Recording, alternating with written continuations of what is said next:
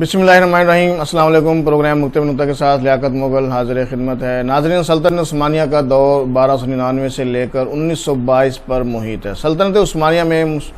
سلطان، خلیفہ، grand wise کے ادوار میں جنوب مشرقی یورپ، مغربی ایشیا، شمالی افریقہ و دیگر ممالک شامل رہے اور ان میں 14 صدی سے لے کر 20ویں صدی تک کی ابتدا تک یہ سلسلہ جاری رہا۔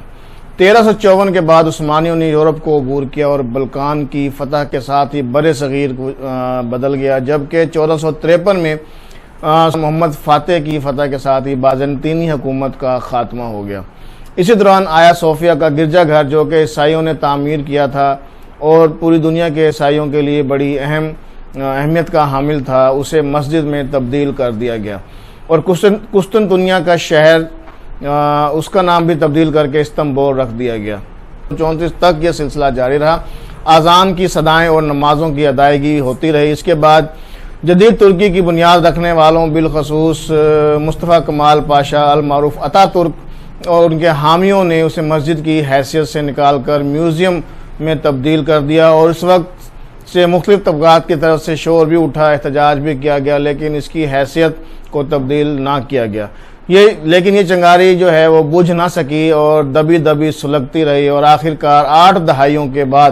پھر سے شعلے کے روپ میں آ گئی، اور اس وقت کے صدر جو موجودہ صدر ہیں رجب طیب اردگان نے 10 جولائی بروز جمعۃ المبارک کو اسے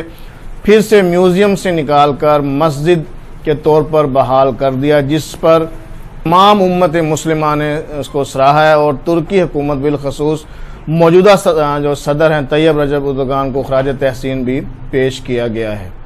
ناظرین، جب آیا صوفیہ یا حاجہ صوفیہ کو 1934 میں میوزیم میں تبدیل کیا گیا تو اس وقت سے ہی اسے دنیا کے لیے کھول دیا گیا تھا اور سیاحت کے مرکز کے طور پر اس کا تعارف جو ہے وہ بنتا گیا۔ عیسائی کمیونٹی اس کی طرف زیادہ راغب ہو گئی، اور ایک سروے کے مطابق سال بھر میں لاکھوں سیاح اس کی شان و شوکت، بناوٹ، اس کی خوبصورتی اور منظر کشی کو دیکھنے کے لیے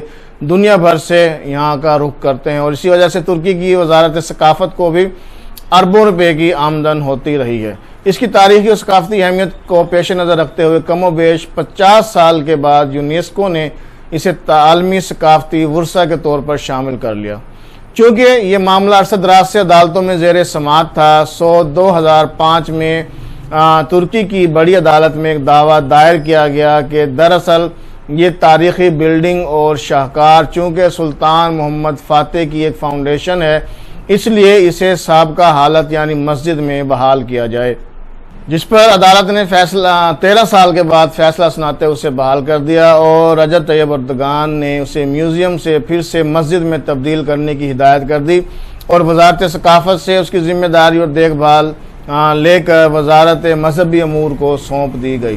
طیب اردگان کے عمل سے پوری دنیا میں ہلچل مچ گئی۔ مسلمانوں کی اکثریت نے اسے خوش آئند قرار دیا اور کہا کہ ترکی اب سیکولر نہیں رہا، آیا صوفیہ کو زنجیروں سے آزاد کر دیا گیا ہے، ترکی نے اپنی خود مختاری کا اعلان کر دیا ہے، ترکی اب پہلے جیسا نہیں رہا، اور یہ بھی کہا جاتا رہا ہے کہ آیا صوفیہ کا تعلق انسانیت سے ہے۔ کچھ لوگ اسے تاریخی ورثہ کے طور پر لے رہے ہیں۔ ان کا خیال ہے کہ آیا صوفیہ کی غیر معمولی تاریخی پس منظر کو تمام مذاہب اور افراد کے لیے رکھنا چاہیے۔ یہ مذہب تک محدود نہیں، اس کا تعلق انسانیت سے ہے، لیکن کچھ شدت پسند اور متعصب لوگ اسے غیر اخلاقی، غیر مہذب بھی قرار دے رہے ہیں۔ کچھ کے مطابق اس میں عبادات، نمازوں کی ادائیگی کے حوالے سے بہت سی قباحتیں اور مسائل پیش نظر ہیں جن سے نمٹنا ضروری ہے۔ خاص طور پر اس کلیسا جو کہ خوبصورتی اور فن تعمیر کا ایک شاہکار ہے، پوری دنیا میں اس صدیوں قبل بنے کلیسا کی بات گشت سنائی دیتی ہے۔ اس میں مختلف جگہوں پر جانداروں اور انسانوں کی تصاویر دیواروں، چھتوں اور مختلف مقامات پر کندہ اور نقش ہیں، جو کہ اس عمارت کے اس حصے کا جزو ہیں، جسے آسانی سے ہٹانا یا مٹانا انتہائی مشکل بلکہ ان کی توڑ پھوڑ کے بغیر ممکن دکھائی نہیں دیتا۔ تو پھر ان تصاویر کی موجودگی میں ان خاص جگہوں پر نمازوں کی ادائیگی کیسے کی جائے گی، کس طرح سے ان کو وہاں سے علیحدہ کیا جائے گا، اور اگر اس کو توڑ پھوڑ کے